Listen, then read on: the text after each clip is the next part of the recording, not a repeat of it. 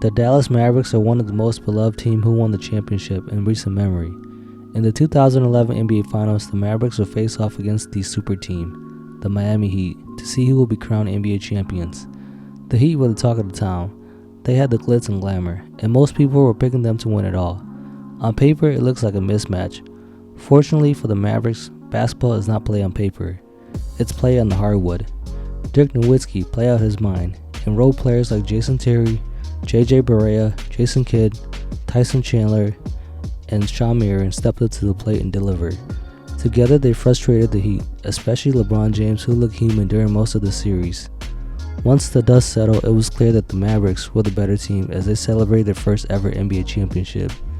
The Mavericks' path to NBA glory was as tough as any we've ever seen, defeating legends like Kobe, Kevin Durant, LeBron, and D-Wade to get their first taste of champagne. But it's been over 10 years since that fateful night in South Beach, where the Mavs party into the early Florida sunshine. Since then, Dallas has yet to win a playoff series. In this video, I'll discuss about the collapse of the Mavericks since winning it all in 2011. After scratching and clawing their way to an improbable championship, the Mavericks front office was faced with a lot of tough decisions in the offseason. Tyson Chandler, who anchored the Mavs defense and kept LeBron James and Dwyane Wade from living in the paint during the finals, entered free agency. Chandler was exactly what Dallas needed, an unselfish defensive-minded player who did all the dirty work and protect the interior. In the offseason, Chandler signed with the New York Knicks, and the Mavericks defense was never quite the same without Chandler. Dallas failed to replace Chandler, and this is where the collapse began. JJ Barea, another key member of the championship team, left in free agency as well, signing with the Minnesota Timberwolves 3 days after Chandler signed with the Knicks. Barea was a spark plug for the Mavs offense and provided a much-needed scoring punch off the bench. The second unit struggled without Barea, as Jason Kidd aged and at times was a liability. Yet another mistake by owner Mark Cuban, letting Barea walk and failing to provide a replacement. Another under-the-radar loss is Peja Stojakovic, who was money from downtown, especially in the series against the Lakers.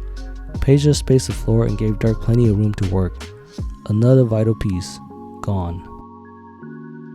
Despite losing several key members for the championship squad, the Mavs headed into the 2011-2012 lockout season optimistic. The champs signed Lamar Odom, the reigning sixth man of the year, and bolstered the offense of Vince Carter and Delonte West. The Mavs envisioned Odom running the second unit, while Carter and West will replace some of the shooters that were gone from the previous year.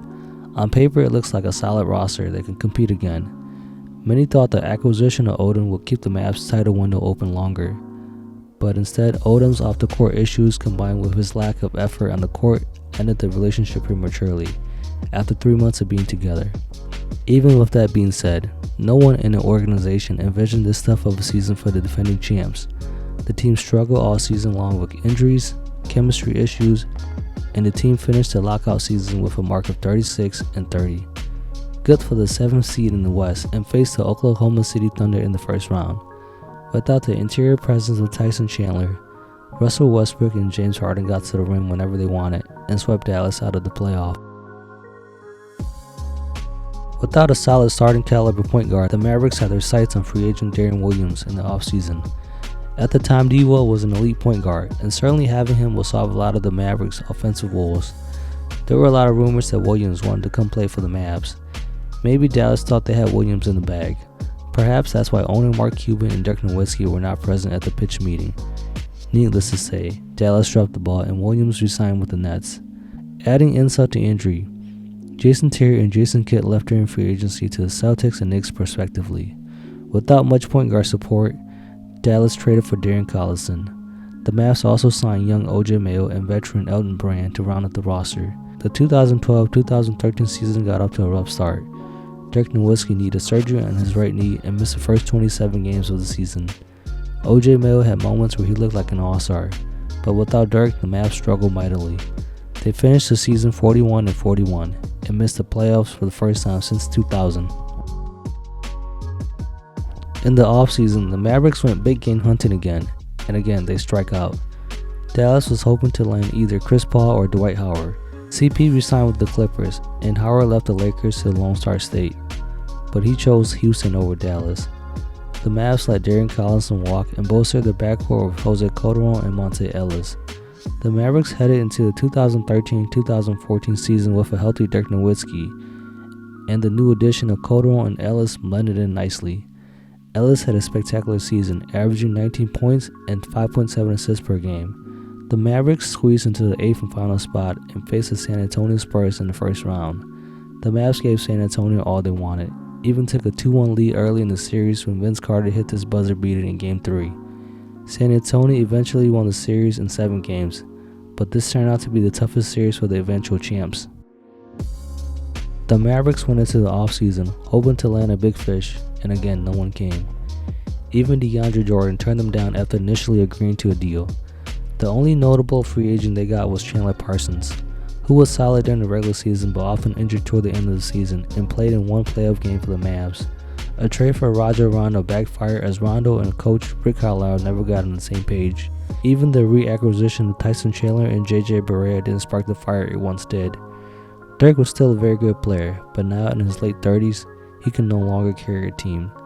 The Mavs were trounced in the first round by Houston and Oklahoma City in 2015 and 16. For the next 3 years, 2017 to 2019, the Mavericks missed the playoffs. As Dirk faded into the twilight year of his career, we all can't help it but appreciate what he and his 2011 squad did. Dirk was a lone superstar, mixing with a bunch of savvy veteran role players. They did it together. They did it the hard way. No super team. Alright guys, that's all for today. Thanks for watching. If you enjoyed this video, please do me a favor by hitting that like button and subscribe. Have a fantastic day.